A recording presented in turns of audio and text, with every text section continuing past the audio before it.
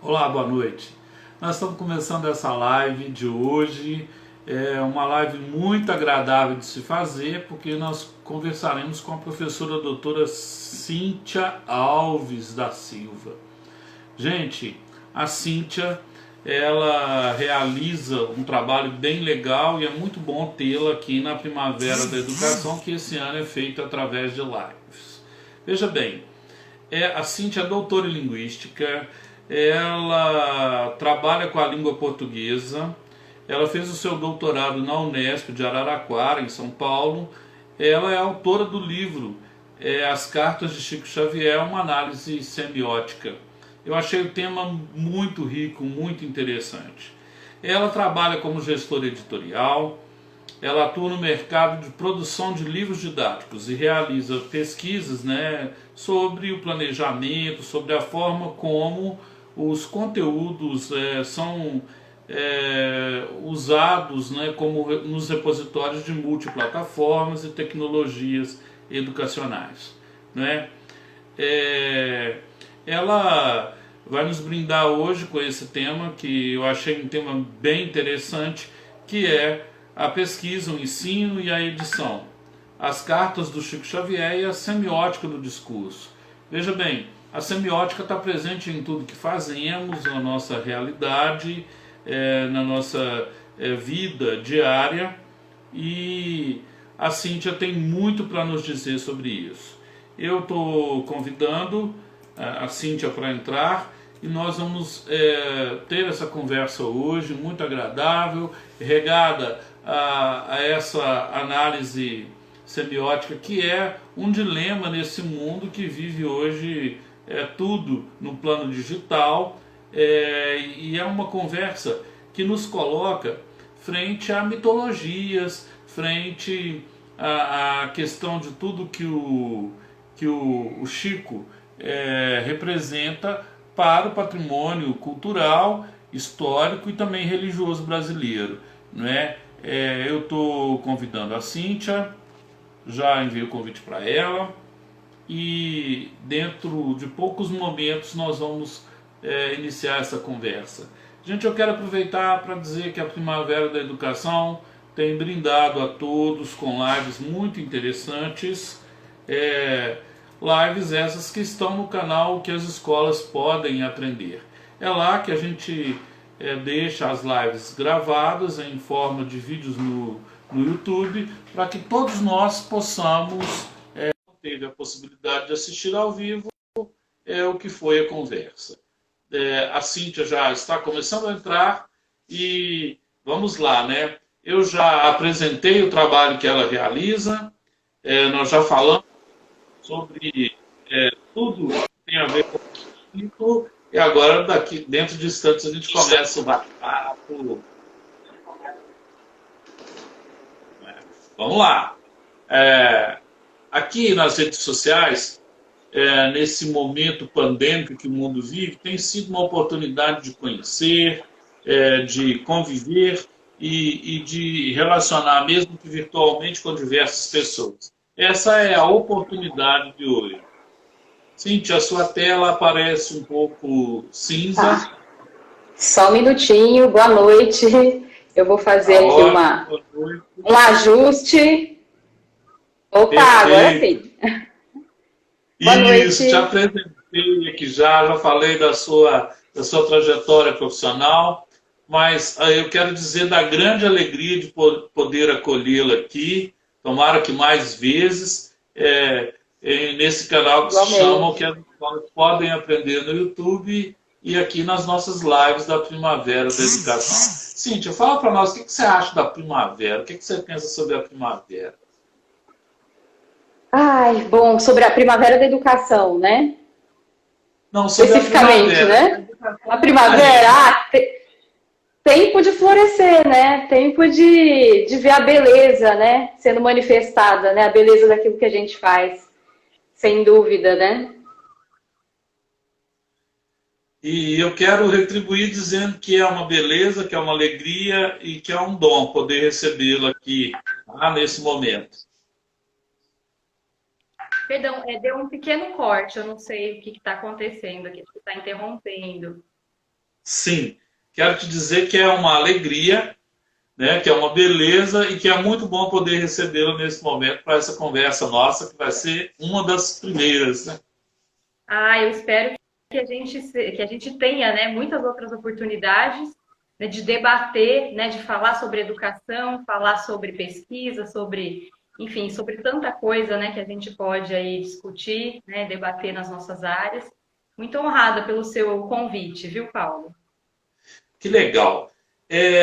Cíntia, eu quero Paulo, já. você me dá um segundinho, eu vou ajustar o meu fone, que eu acho que está acontecendo aqui um mau contato, não sei o que foi que aconteceu aqui. Só um minutinho. Tá ótimo, perfeito. Acho que agora vai, hein? Ótimo, chegou bem aqui para mim. Gente, vocês estão ouvindo bem, Janaína, Vocês estão Annelise, o ouvindo? pessoal que está aí, o pessoal de sempre. Tá ótimo.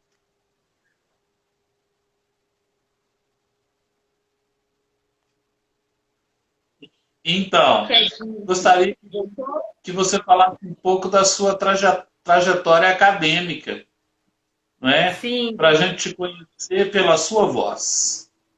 opa, vamos lá. O meu fone aqui hoje deu algum tipo de problema, gente, me perdoem.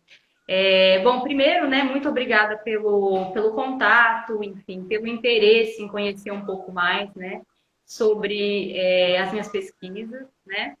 E eu gostaria hoje de partilhar um pouquinho sobre a minha trajetória, especialmente, né, a minha trajetória de pesquisa na Unesp de Araraquara, né, durante tantos anos, né, eu estive, que eu atuei, em que realmente eu participei com bastante empenho, né. A Unesp de Araraquara, ela tem um programa de pós-graduação em Linguística e Língua Portuguesa, né? Um programa renomado, um programa... Olá, gente, tudo bem? Oi, Saulo. Um programa que fomenta, né, a pesquisa, incentiva a pesquisa, né, proporciona uma formação de excelência, né, há muitas décadas já. Então, eu tive essa honra, né, de ter aceito, né, de ter tido meu trabalho aceito, né, as minhas propostas de pesquisa, mesmo tendo uma pesquisa, né, com tema com temas atípicos, né, porque a bem da verdade sempre causaram, né, esses temas causaram um pouco de espanto, né, a princípio, e também muito interesse, mas foram acolhidos com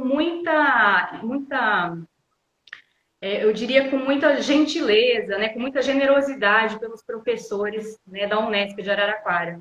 Então, eu devo muito do sucesso que eu tive nas minhas pesquisas à autonomia, né, que o meu professor orientador, isso foi em 2000 pouquinho antes de 2010, né, 2009, eu tive primeiro uma recepção, né, como aluna que eu era aluna especial, né, no programa de pós-graduação em Linguística e Língua Portuguesa, submeti um projeto, um pré-projeto.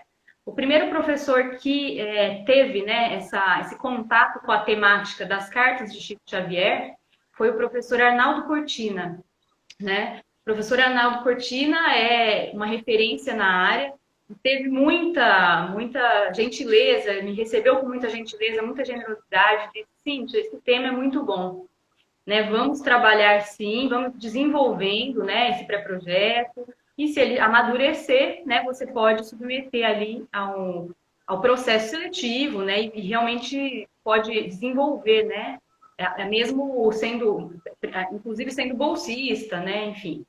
E assim eu fiz, né, eu passei um ano fazendo disciplinas na Unesp de Araraquara, desenvolvendo, né, então todo já aquele levantamento bibliográfico, né, relacionado a temática das cartas de Chico Xavier, né? Era o ano anterior ao centenário de Chico Xavier. Isso foi em 2009, né? Então, em 2010 seria esse centenário.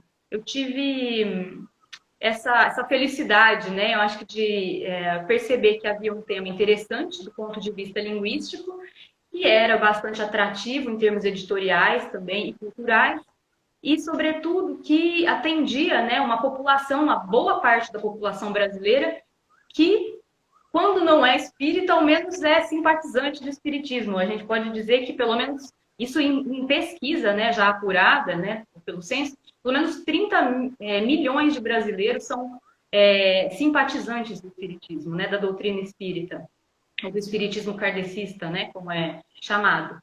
Então, foi toda uma confluência, né, de fatores, um encontro muito interessante que resultou depois num livro, né?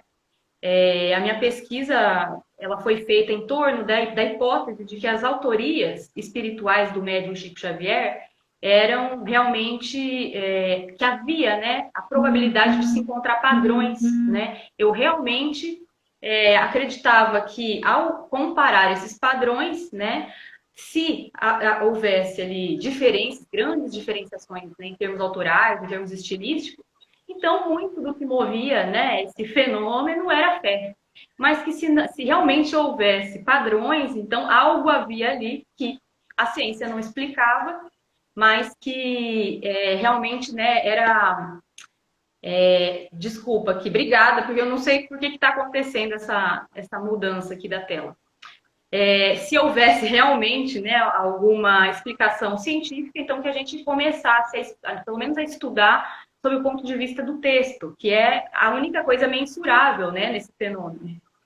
Eu acho que muita gente conhece, né, esse fenômeno da psicografia, né, da escrita de cartas psicografadas. Não sei se você quer falar alguma coisinha sobre isso, Paulo. A minha pergunta, na verdade, em um comentário a sua pesquisa deu visibilidade, né, para o espiritismo, que muitas vezes é visto com uma análise preconceituosa, discriminatória, e um certo bullying religioso, que é um tema que eu trabalho, sabe, como cientista da religião. Por isso, muito me interessou ler o seu livro, já estou lendo, tá?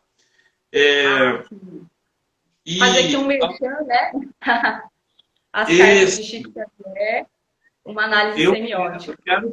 Quero tê-lo assim, eu amo livros, né? Então nós vamos colocar aí. Vou enviar um para você, Paulo. Eu vou te enviar um meu. Aí vamos fazer uma prova. Ótimo. Então, como é que foi essa experiência do acolhimento da pesquisa atípica? Esse acolhimento acadêmico, né? Essa resposta acadêmica. Formal, acadêmico. Foi muito interessante.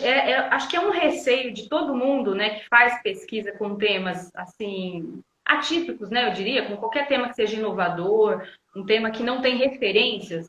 É o medo de não ter um orientador, né? A princípio já começa por aí, né? Afinal, pode ser que a gente realmente sinta essa dificuldade. Eu acho que existe já, né? Eu me recordo de pesquisadores, um pesquisador, inclusive, muito famoso que começou, né, a estudar essa textualidade, né, das obras espíritas, né, que é o Alexandre Caroli Rocha. Eu me recordo dele falar, olha, foi muito difícil encontrar um pesquisador, um orientador que topasse me orientar, na Unicamp na época, em que ele fez, alguns anos antes de mim.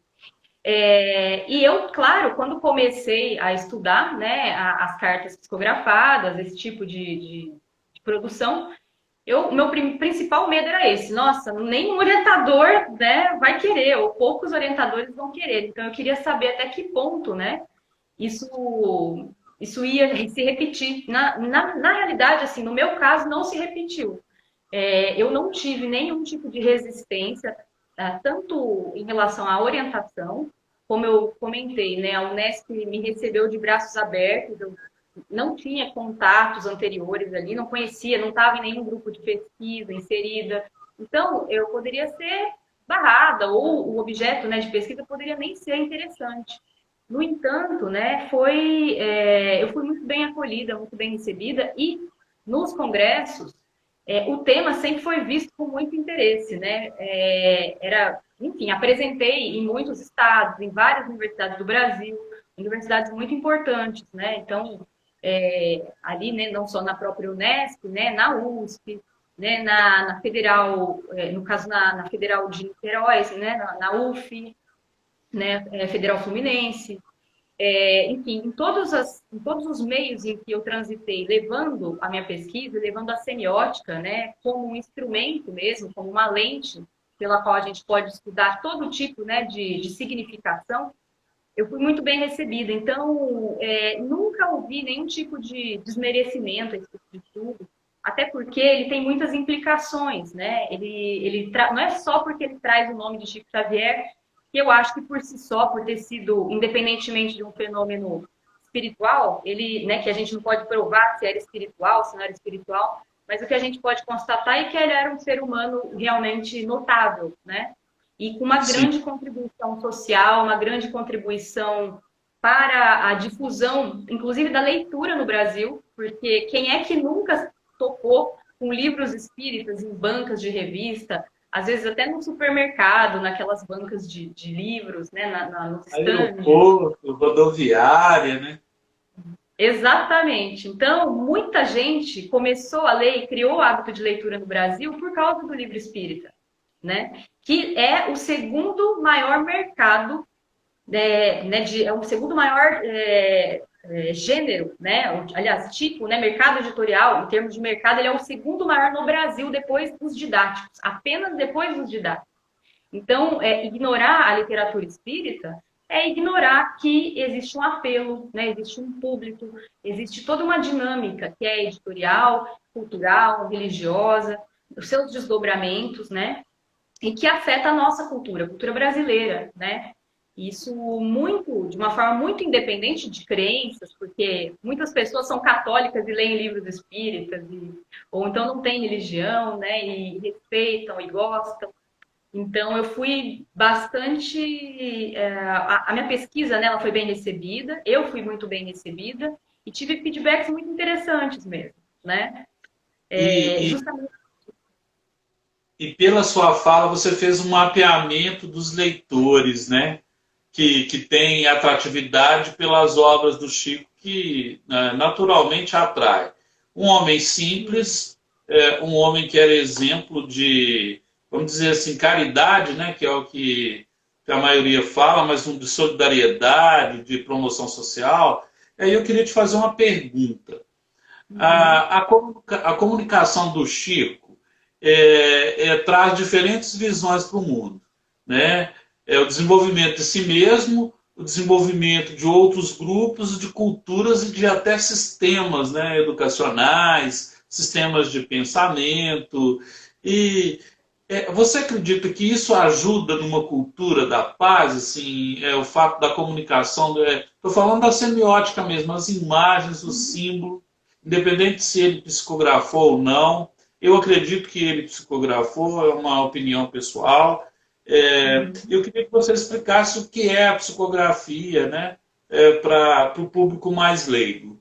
Depois dessa live, eu mando para gestores de 80 escolas públicas e 156 escolas particulares. Maravilhoso, maravilhoso mesmo. Fico muito feliz pela oportunidade de falar, né, desse assunto e, de certo modo, para colaborar para a cultura de paz, como você, né, bem ressaltou, né, Paulo? Você, né, que estuda, né, essas questões, estuda inclusive o bullying religioso, né? Eu tenho certeza absoluta que sabe da importância da gente tratar essas práticas, na verdade, as práticas religiosas, como realmente oportunidades, né? Então, entender as práticas é uma oportunidade também, né, de acolher as diferenças, né? Aprender a coexistir, porque eu acho que num momento como o nosso, especificamente, né, em que a gente tem tanta intolerância, discurso de ódio e tudo mais que a gente já sabe, né? A gente está num momento, em termos políticos e sociais, muito delicado. Eu acho que falar das diferentes manifestações religiosas ajuda que as pessoas possam respeitar, né? Que a gente não respeita o que não conhece. Dificilmente isso aconteceria, não é? Então, quando a gente conhece, a gente tem a oportunidade de respeitar e de entender que o nosso universo está para além do nosso umbigo, né? Está além daquilo que é igual, né? Eu lembro até da letra agora de Caetano Veloso, né? Narciso acha feio que não é espelho, né? É verdade. Não é mesmo? Eu acho que a gente precisa conhecer para respeitar, conhecer para crescer com essas diferenças. E, bom, vamos lá. Falando em termos de contribuição do Chico Xavier para essa cultura de paz, né? A gente sabe que a filosofia, né, que tem, né, que a doutrina espírita traz, ela é uma filosofia de respeito, enfim, a pluralidade, respeito a muitas formas, né, de coexistência mesmo. Se você pega, né, a literatura espírita, você vai ver que quem é que consome literatura espírita? Desde da pessoa que tem, né, um nível cultural já mais elevado, e a gente sabe que os leitores do Espiritismo têm, né, um grau de escolaridade estatisticamente comprovado mais alto do que a maior parte da população. E mais alto não é que é muito mais alto, não, porque a gente sabe que, infelizmente, né, a educação ela tem muito que crescer e muito que ser acessível, né, no nosso país.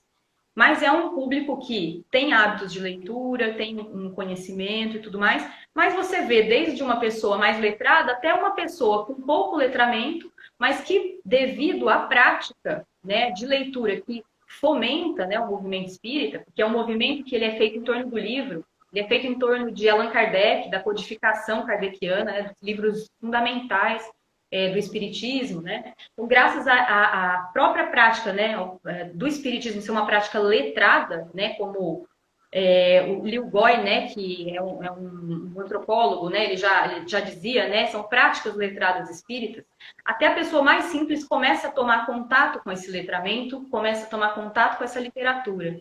Então, eu acho que assim, um ponto comum, né, que Chico Xavier, ao difundir no Brasil o espiritismo, e ao colaborar para tantas publicações, imagina, ele é um best-seller, né? E Chico Xavier tem quase 500 livros, né, publicados. Livros psicografados. O que são os livros psicografados? São livros cuja autoria é atribuída a um espírito ou, enfim, uma entidade, uma consciência que não é a do médium, né? O médium é chamado de médium porque ele seria o meio, né?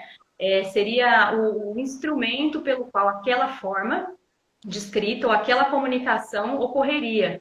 Tá? Então, é mais ou menos assim, na doutrina espírita.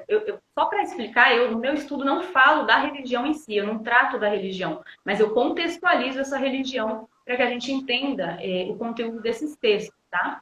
Então, é muito interessante observar a figura do médium como esse sujeito que ele se torna instrumento, né, de algo, né, para o qual ele cede as capacidades dele. Então, seria uma espécie de cessão dessas competências para uma consciência que não é a dele. Então, quando a gente vê Chico Xavier, né, os vídeos, né, e as narrativas dele, ele dizia, não fui eu que escrevi. Esse texto aqui não é meu, esse texto é do Emmanuel. Esse texto é do André Luiz. Ou esse texto é do Jair Presente, que era uma pessoa comum, como nós, um jovem, né? Que faleceu muito cedo, né? E que volta para contar as suas narrativas no além, né? A sua vivência no além. Vai haver pessoas que vão dizer assim, né? Vão haver pessoas que vão dizer, olha, o Chico, nossa, isso é mitologia, isso é história, né? E outras vão dizer, olha, eu tenho experiências que comprovam que essa comunicação é verossímil, né? Ou é provável, enfim, ela é provável. Eu não entro nessa questão, tá, Paulo? Eu entro realmente no estudo da textualidade, né, dessas cartas, dessas comunicações, que são atribuídas, né, que têm autoria atribuída a espíritos, né? Então, é bastante interessante porque eu não vou nunca entrar nessa questão, eu nunca entrei, espíritos existem? Não existem? O fato é que recorrências textuais anômalas existem. Marcas de autoria recorrentes, padrões, existem. Eu sou linguista, né? Como linguista, eu posso falar que existem marcas, existem padrões, existem recorrências que, de uma forma organizada, né, e reunida, sistematizada, mostram que alguma coisa há, existe algo ali, ainda que não seja de cunho espiritual, né? Mas aí, por outro lado, a gente teria que aceitar que Chico Xavier tinha uma espécie de base de dados, né, cerebral que permitia com que ele guardasse, né, padrões e os repetisse de forma muito sistematizada ao longo do tempo. Esses estilos, expressões, temas, Eu, né? eu tive acesso a alguns livros dele, lia com muito gosto, e me impressionava muito. Eu li um livro há 2000 anos, me impressionava muito como professor de história os detalhes extremamente ricos das narrativas sobre o tempo, sobre a mentalidade da época, sobre a vestimenta, sobre os costumes, os rigores, a política, a economia. E aí eu ficava cada vez mais impressionado. Eu era um estudante ainda de história quando li pela primeira vez o Nosso Lar, há 2000 anos, 50 anos depois, e toda. Eu não conhecia. O terceiro personagem que você disse, conhecia Emmanuel e conhecia André Luiz. O terceiro, como que ele se chama? Jair Presente. Jair Nossa, Presente. interessante. Olha, isso para mim é uma raridade, assim, né? E assim, ele criava conexões entre o que ele chamava, né, de o sagrado, o plano espiritual e o plano terreno. Sim. Como é que você enxerga essa conexão hoje tão necessária, mesmo em períodos que a gente respeita também quem não tem fé, mas assim, essa conexão, como é que você vê essas várias conexões no estudo da semiótica? Isso me fez ficar muito curioso. Bom, vamos lá. Você diz essas conexões espirituais, como é que a semiótica veria isso? Só para eu E tentar entender. tanto a vertical quanto a horizontal, essa conexão com o plano que ele chamava de espiritual e a conexão horizontal com os homens, porque ele também foi muito criticado, né? Assim, foi perseguido, pelo menos é o que eu vi no cinema. É muito interessante a sua pergunta, porque me faz pensar muitas coisas, me abre para muitas conexões também. O Chico Xavier, ele tinha uma habilidade, né, de recorrer a dados, a informações, e aí a gente não tem como saber quais eram as fontes, porque muitas vezes ele nem tinha contato prévio o suficiente, ou às vezes nem contato prévio com a família, né, com as famílias das pessoas, né, que recorriam a ele para escrever, né, para terem cartas, né, comunicações com a lei.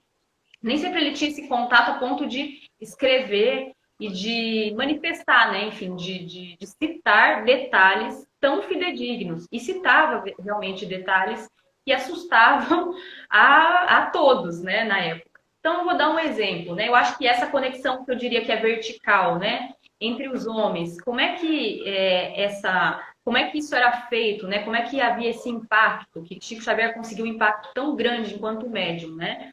Ele conseguia ancorar esses textos muito bem, com referências, com nomes de lugares, nomes de pessoas, situações, circunstâncias que eram verificáveis, né? E muitas vezes até mesmo eram desconhecidas, né, da família. Então, tem muitos casos, né, em que a família saía assim bastante impressionada, né? E muitas vezes publicava, começava a reproduzir os textos, né? Psicografados dessas cartas e divulgando, olha, né? Ou nós da família tal recebemos essa carta aqui do nosso filho, do nosso falecido filho fulano. Então, olha só, tá vendo? Ele cita o nome do tio Antônio, ele cita o lugar do acidente, ele cita detalhes, às vezes só acessíveis a quem tivesse um laudo pericial na mão, tá? Isso é que espanta muito, né? E eu acho que esse impacto horizontal de Chico vem muito dessa habilidade, eu acredito que até o momento única, né? Eu realmente não conheço outros casos de igual teor, né, de igual qualidade, realmente de uma especificidade tão grande. Chico Xavier ele foi mesmo um caso, sinceramente, único. Tá? E eu estou falando disso com vocês, vejam, eu fiz esse estudo entre 2009, né, porque eu comecei em 2009 mesmo, antes de entrar na universidade, então foi entre 2009 e 2012, né, oficialmente entre 2010 e 2012. Nós estamos em 2020, falando do quê?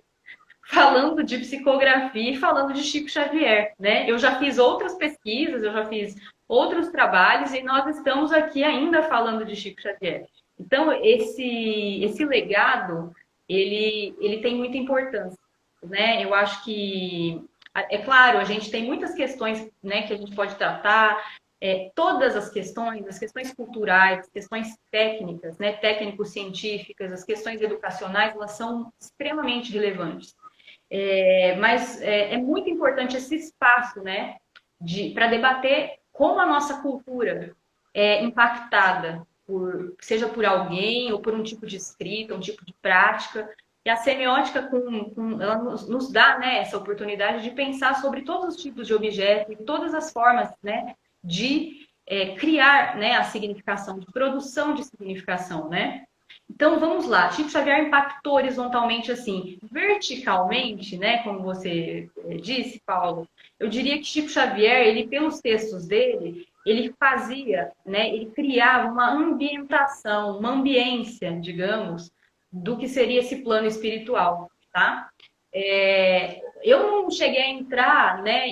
Eu não usei certos termos que eu vou usar aqui com vocês hoje, porque eu estou falando da minha pesquisa já anos depois, 8 anos depois, né, já de publicada.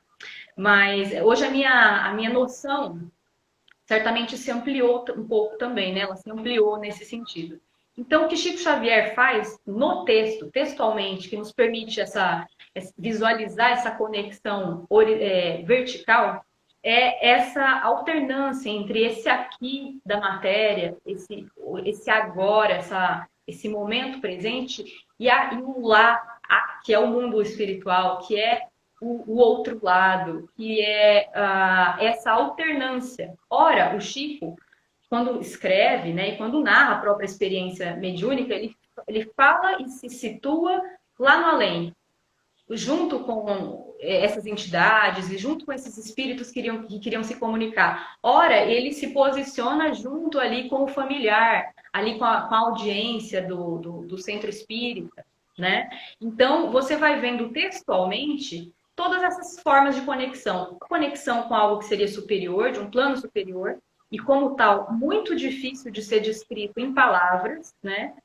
Porque é uma experiência de transcendência o que ele faz. Toda experiência transcendente, toda experiência religiosa passa por uma instância subjetiva, né? Que é única. Então, a minha experiência, ela não pode ser julgada verdadeira ou falsa, porque ela é a minha experiência. A experiência de Chico era a experiência de Chico. Nunca poderia alguém, assim... De fato, não é possível chegar e dizer essa experiência sua não é válida. Não, ela era muito autêntica e muito verdadeira para o sujeito que a vivenciava. Assim como continua sendo. Se vocês conversam com médiuns em centros espíritas, tudo isso é muito verdadeiro para eles. Isso é a verdade deles, né? Então, a obra de Chico nos permite observar isso, né? A vida dele nos permite observar isso. Seus depoimentos, né? Vocês devem ter contato, se vocês entrarem no YouTube, vai ter lá, Pinga Fogo, anos 70, né? Pinga Fogo, nossa, vamos ver a entrevista do Chico Xavier, e ele vai contar sobre a vida dele, vocês vão ouvir Chico Xavier explicando o que ele sentia, né, no transe mediúnico, como que era psicografar, receber, ora ele escutava essas mensagens, ora ele escrevia e sentia a mão escrever e se mover sozinha, como se não tivesse, né, realmente nenhum tipo de ação sobre ela, sentisse como se essa mão fosse movida por uma força, né, desconhecida, ou algo que não dependesse dele. Ora, ele assistia, ele via, né, a cena, e é muito interessante pensar que ele é como se ele estivesse assistindo uma novela enquanto escrevia. Então, ele vai relatando todas as formas e todas as gradações do transe mediúnico. Um sujeito perfeito. Vocês já ouviram a expressão vácuo perfeito da física, não é? Para Sim, sim. mim, Chico Xavier era o médium perfeito mesmo. Ele foi cientificamente o nosso vácuo perfeito, né? O sujeito ideal para testar esse tipo de fenômeno. Não o conheci, não tive tempo de vida para conhecer, né? Porque quando eu entrei na graduação foi o ano em que ele morreu, né? Em que ele faleceu, foi 2002, né? Fiz graduação em letras, foi exatamente naquele ano, né, que ele faleceu, nos deixou. Mas deve ter sido, quem o conheceu deve ter tido. Eu tive, né, contato com muitas pessoas que conheceram, que conviveram com ele, e assim, uma presença realmente impactante, né? Um médium e um ser Eu, humano com um grande eu legado. tive essa oportunidade, por morar em Minas e bem próximo de Pedro Leopoldo e Uberaba, Uhum. tive a oportunidade. Realmente, sabe a pessoa que fala sem falar? É uma presença que já fala por si. É uma experiência mais ou menos como a do Dalai Lama, como a da Malala, pessoas que falam e nem precisam, mas não precisam falar. A presença já é um presente, né? Eu penso assim, pela experiência que vivi. E me diga, a nossa live tem aí três pilares: ensino, pesquisa e edição. Como é que foi isso na sua carreira, na sua atuação profissional? É, Uhum. com certeza você deve ter sido convidado por vários grupos, né, ligados ao Chico para falar, né? Eu mesmo estou mandando o seu livro aqui online para o Roçando Klinger, que Ah, já deu palestra junto, se eu quero que ele dê. maravilha. Muito obrigada aí pela divulgação, né, do livro. Esse livro, ele tem me acompanhado, né? Eu já fiz, enfim, fiz, né, na sequência um doutorado sobre a prática da psicografia. Então, fui estudar semioticamente como é esse modus operandi, né, da psicografia, entendendo como uma prática que passa, né? É uma forma de produzir significação que passa pelo corpo do médium, passa pela experiência corpórea, sensorial do médium e, de certo modo, traduz. Ele traduz as emoções dele, essas sensações, né, e emoções em narrativas. Então, eu convido a todos também a conhecer, né, essa pesquisa, que é a minha pesquisa de doutorado, né, com a qual eu me doutorei, né, também em Linguística e Língua Portuguesa. Meu orientador, Jean Cristos Portela, me deu esse privilégio de poder também continuar me aprofundando, né? Cheguei a fazer um doutorado sanduíche na França, também com orientação aí do professor o Jacques Fontany, né? Que o Jean, no caso, também teve como orientador, né? O meu professor. Então, foi incrível, foi uma experiência magnífica. Essa pesquisa ela foi bem recebida no Brasil e na França. Então, eu tive realmente essa oportunidade, essa honra, né? França E, é bom, o berço, né, Cíntia? Com o Allan Kardec é o berço do que se chama espiritismo hoje, né? justamente. Então, a gente precisa, eu acho que assim, a gente tem, né? Bom, eu tenho, né, nessa trajetória, essa vivência que enriqueceu muito o meu olhar sobre os textos e que me colocou já na época, Paulo, em contato com o estudo da dinâmica do mercado editorial, dessa dinâmica editorial de produção, tratamento e circulação de textos. Eu comecei a observar como o editor fazia intervenções nesse tipo de escrita, né? Imagina, a mãe vai até o centro espírita para obter a carta, né, de um filho. A comunicação, ela quer saber como o filho está no plano espiritual. Então, tem caravanas para isso. Ela vai até lá, o médium escreve, ela obtém a carta. Como é que essa carta sai da instância íntima de um centro espírita e vai para o universo editorial? Como é que faz essa ponte? Como é que isso acontece? Então, os meus estudos tocam tanto de mestrado, né, com as cartas de Chico Xavier, uma análise semiótica, como a minha pesquisa de doutorado, né, que justamente trata a prática, né, trata dessa prática da psicografia, né, corpo e transmissão em relatos de experiência mediúnica, e eu pude entrevistar, né, a minha tese toda ela é feita com base em 10 entrevistas a médium da cidade de Uberaba, médiums que praticavam a psicografia pública, né? A maior parte ali durante anos. Então, tinha médium lá com 40 anos de experiência em psicografia, né? Então, médiums com 20, em média 20 anos de experiência, narrando, né? Eu pego os relatos deles, no caso, faço todo um estudo de qual que é o protocolo da prática da psicografia. O que acontece com o médium antes, durante e depois da psicografia. E como esse texto circula, como ele sai ali daquela instância inicial e vai povoar esse universo tão amplo, como é o do livro espírita. Então, eu tomei contato com a edição, tanto, né, estudando esse tipo, né, de fenômeno que é também editorial, como também tive a oportunidade, né, na época da Unesp, né, de editar uma revista acadêmica. Eu fui convidada, né, para ser primeiro assistente editorial, né, da revista Casa, Cadernos de Semiótica Aplicada, é uma revista da minha área, né. Depois passei, né, a adjunta, né, então, editora adjunta da revista, né, e com a coordenação do professor Jean Portela, e durante ali, aqueles 4 anos, né, 3, 4 anos que eu tive por lá, realmente foi uma experiência, para mim, incrível, né, foi aí que eu entrei, né, com os 2 pés na edição, né, e quem diria, né, porque, perdão, pode repetir? Eu quero te fazer uma pergunta assim, não, Pedro. Dentro dessa trajetória de edição, além do tratamento da língua portuguesa que tem que ser dado ao texto, digo para publicar, né, alguma obra do Chico ou de alguém que recebeu a carta mediúnica. Uhum. Além do tratamento da informação da língua portuguesa, Cíntia, existe alguma adequação textual? Porque eu penso que aí o texto perde o contexto. Uhum. Mais uma Sim. pergunta do que uma afirmação, tá? Essa pergunta é valiosa, ela vale ouro, literalmente, né? Porque desse tratamento é que depende muito desse sucesso do livro espírita, né? Então, Paulo, o que eu constatei, né, nas minhas pesquisas?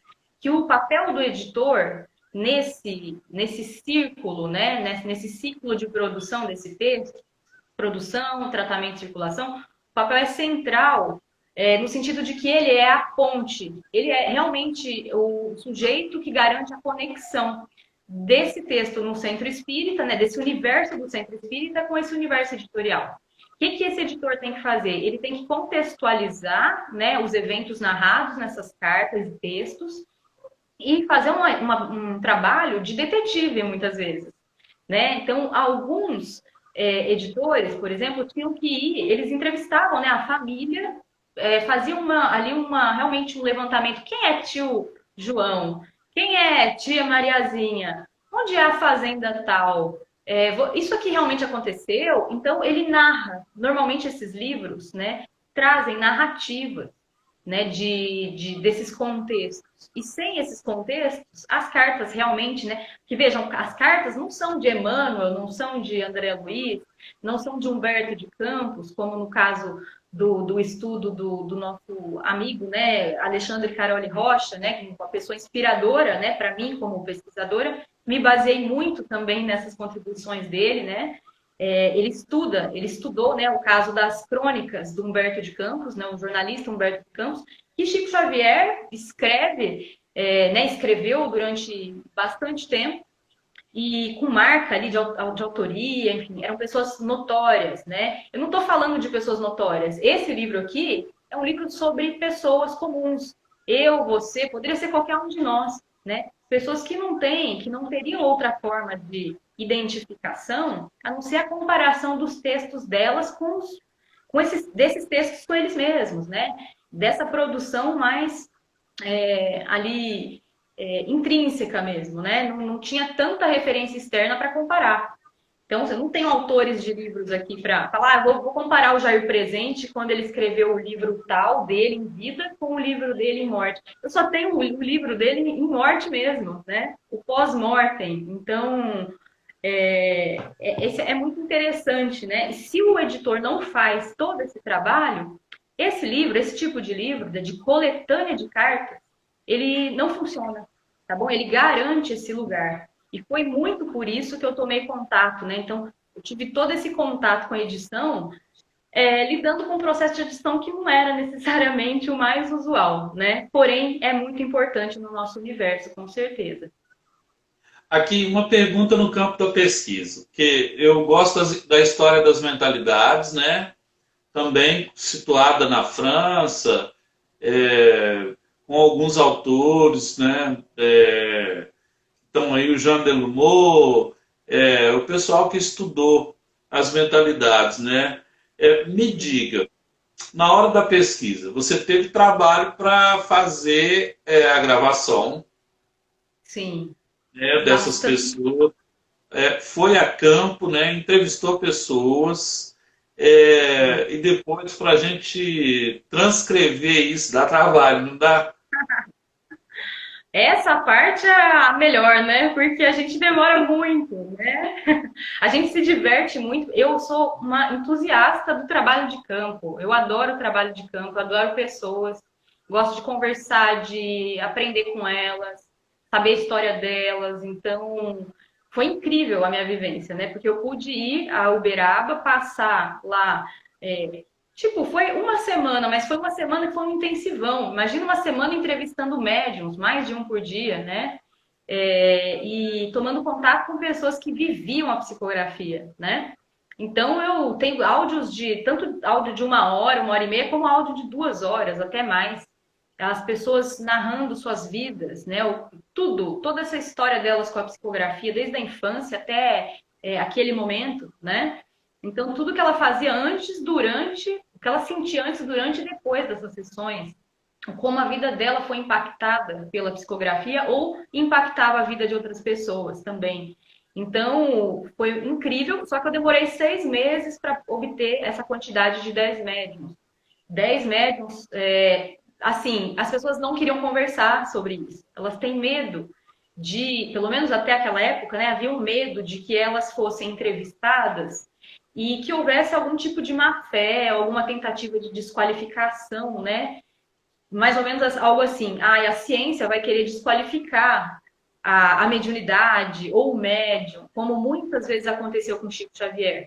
Então, até a gente travar esse diálogo com o médium, até fazer com que ele sentisse essa confiança no nosso trabalho, né? Que eu me apresentasse, mostrasse um pouco do meu trabalho anterior, e isso também ajudou bastante, né? Que tinha uma universidade muito, né, uma instituição de excelência por trás. Então, olha, não foi um trabalho exatamente rápido, né, de fazer, e muito menos as transcrições, porque eu tinha aí 12 horas de áudio, né, para transcrever. E, sobretudo, eu acho que o que pega muito são os cotejos, então você tem que ouvir muitas vezes. Você tem o sotaque mineiro como algo também que é um desafio, né? Eu sou paulista, então, e muitas vezes tinha que ouvir várias vezes o trecho, porque vocês sabem aquelas ligações, né, que entre fonemas, aquelas abreviações que, né, vocês sabem muito bem o que eu estou falando, né? Vocês mineiros. Então, vocês Sim, imaginam. alguns termos como tem, olha para você ver, né? Olha para você, ó pra você ver, quer dizer, na hora de decifrar o mineirês deve ter sido difícil. É o mineirês. Eu fiquei fluente em mineirês, né? Muito embora eu tenha uma avó materna, né? Minha avó, bisavós eram da região também, era ali do lado de Uberaba, né? Sacramento, né? E, inclusive a minha avó materna de Uberaba, mesmo nasceu em Uberaba, mas enfim, eu tenho aquele ouvido afetivo, né? Aquele afeto pelo sotaque por questões familiares, né? Mas não é fácil pra gente, não, viu? Essa etapa. Mas é Olha aí, essencial que seja feita. olha aí, Essencial. Cíntia, já tem um depoimento aí. Você está conseguindo ler da Annelise? A Annelise é uma professora, né, aqui da Annelise, cidade. a espiritualidade de luz é maravilhosa, né?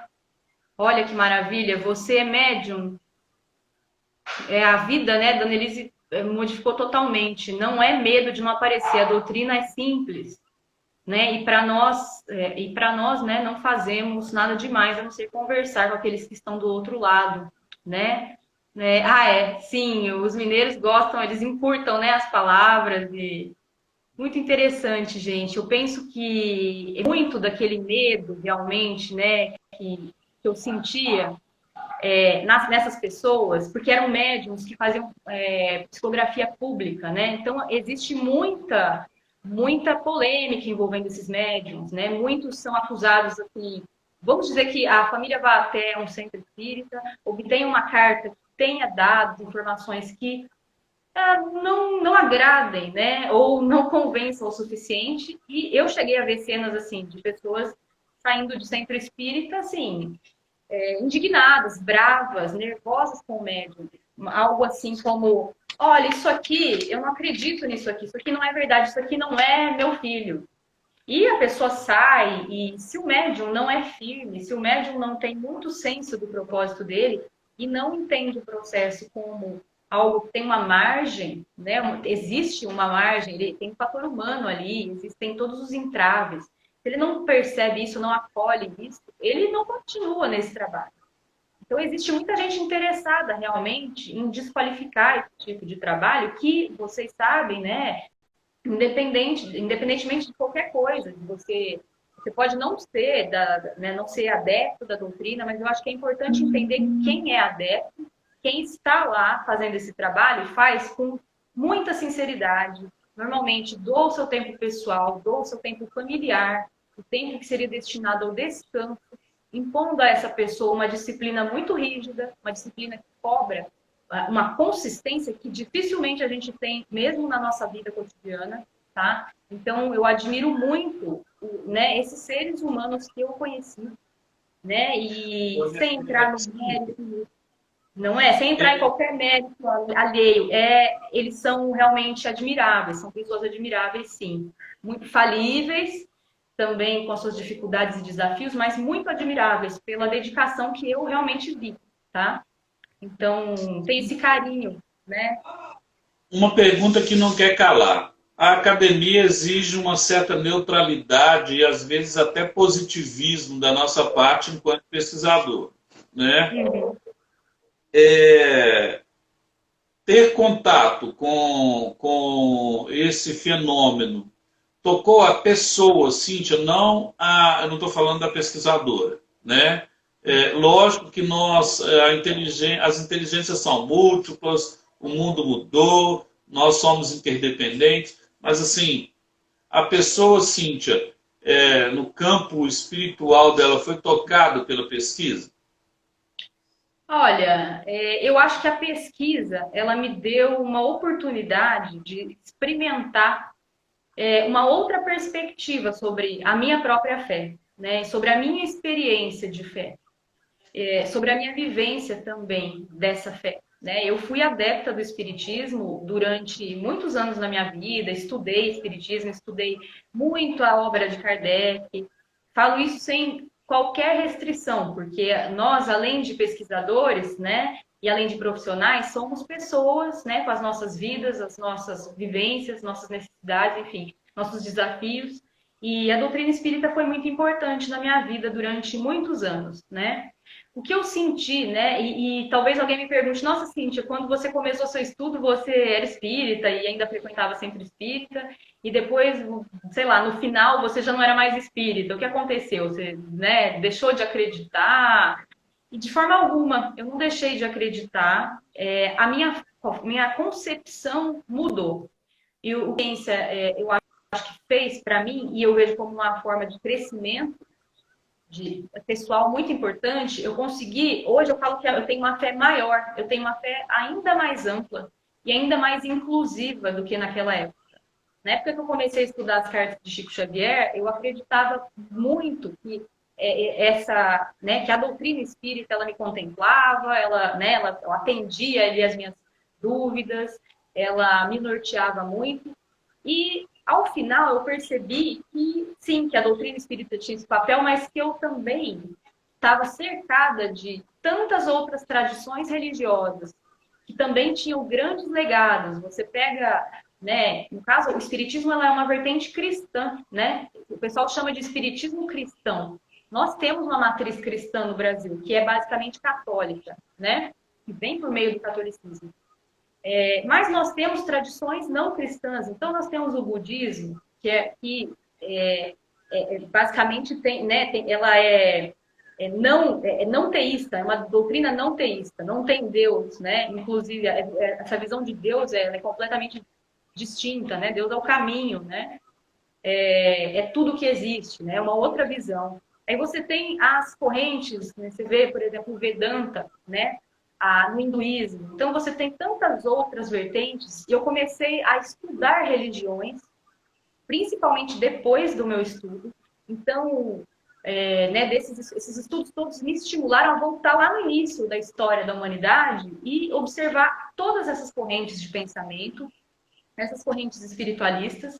E hoje eu diria que eu sou uma pessoa de visão universalista, né? Eu tenho muito, muito amor pelo espiritismo, por tudo que ele me oportunizou, por tudo que ele me ajudou a crescer como pessoa, né? Mas também por várias outras correntes que são da nossa cultura, algumas que não são da nossa cultura, mas que eu gosto de ler, gosto de entender, e que fazem de mim uma pessoa muito melhor do que há 10 anos. Eu diria que hoje eu me sinto uma pessoa mais, sabe, com uma visão mais abrangente, mais acolhedora, sabe, das diferenças. Então, eu não tenho mais religião, mas eu tenho uma fé bastante consolidada, assim. Eu sinto que essa conexão para mim é muito, muito clara, né? Então é legal, né, eu expor esse ponto de vista, que é o ponto de vista humano mesmo, o ponto de vista da Cíntia pessoa, que agora da Cíntia pesquisadora, a Cíntia pesquisadora foi obrigada, né, por questões metodológicas, teóricas, né, e tudo mais, a ter um distanciamento do objeto. E foi a melhor experiência que eu poderia ter tido, né? Foi muito graças à orientação excelente que eu tive, né, do professor Jean Portela, do professor Arnaldo também, antes ainda dele, e, né, depois até do meu orientador, do meu supervisor de pesquisa, Jacques Fontani, que são pessoas que, né, enfim, me ajudaram a trilhar esse caminho com mais racionalidade, né, com menos paixão. Sim. Cíntia, nos falta um minuto. E eu tinha uma pergunta para fazer. O tempo voa. Aqui, Boa! eu tinha uma pergunta para fazer, e eu acho que nós vamos ter que fazer outra live sobre isso, que é um pouco a transformação digital dos livros. Porque, querendo ou não, esses temas convergem, né? Você trabalha no mercado editorial, você trabalha com edição, e nós estamos vivendo um momento agora, que inclusive isso é tema do meu doutorado, que é o quê? Sair do livro didático e ir para a plataforma, né? Eu chamo de fronteiras móveis da educação. Podemos marcar uma live para você falar sobre esse tema específico da transformação digital? Com certeza. Pode contar comigo. Vai ser um prazer falar com vocês. É o assunto com o qual eu estou trabalhando atualmente, né, no mercado mesmo de trabalho, com as multiplataformas, né, com o texto digital e com essas práticas digitais, né, de textualização. Então, vamos conversar, sim, com muita, muita alegria, Paulo. Muito obrigada, viu, pela oportunidade. Eu te agradecer muito a sua generosidade de partilhar, dizer que eu estou encantado com o livro, mas eu vou querer um materializado e até para mandar para esse amigo que eu te falei. Sua disponibilidade, o seu tempo, sei como é que está a correria aí nesses tempos de pandemia. Eu quero te agradecer muito e, sobretudo, quem fez a ponte, né?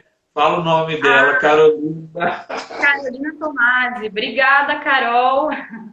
Obrigada, Paulo. Tá joia. Muito obrigado, uma boa noite. Muito obrigado mesmo. Valeu a pena essa conversa. Valeu muito. Obrigada. Um grande abraço a todos. Obrigada pela presença. Tá. Depois eu vou replicar no nosso canal do YouTube e te mando, tá bom? Tá ok. Obrigada, gente. Um abraço, gratidão e alegria. Um abraço, gratidão. Tchau. Tchau, tchau.